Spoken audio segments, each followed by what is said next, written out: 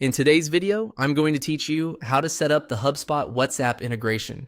By the end, you'll know exactly where to click, what to look for, and how to avoid common snags so you can start using WhatsApp directly inside HubSpot. Before we begin, make sure you're signed into your HubSpot account with sufficient permissions to install apps, ideally as an admin. You'll also want access to your Meta Business Manager and a WhatsApp business number that isn't tied to the consumer WhatsApp app. If the number is already in use elsewhere, you may be prompted to migrate it during the connection process. From your HubSpot dashboard, click the gear-shaped settings icon at the top of the screen. This takes you to your account settings, where you can manage integrations and applications. In the left sidebar, open the section where apps and integrations live and select Connected Apps. This page shows what's already installed and is also your jumping off point for finding new tools. Next, choose Go to App Marketplace.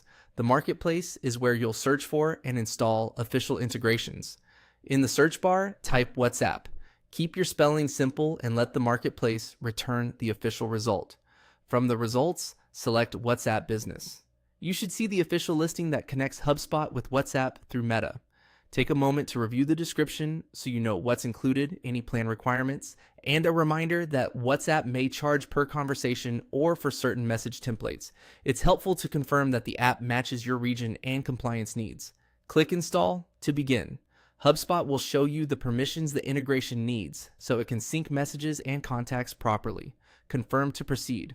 At this point, you may be redirected to Meta to authenticate.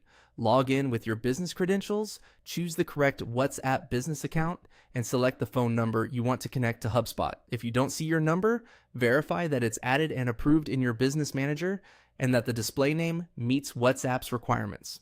When the install completes, you'll return to HubSpot and the app will appear under your connected apps. From there, you can fine-tune settings later, such as which team inbox will handle WhatsApp messages and who should have access.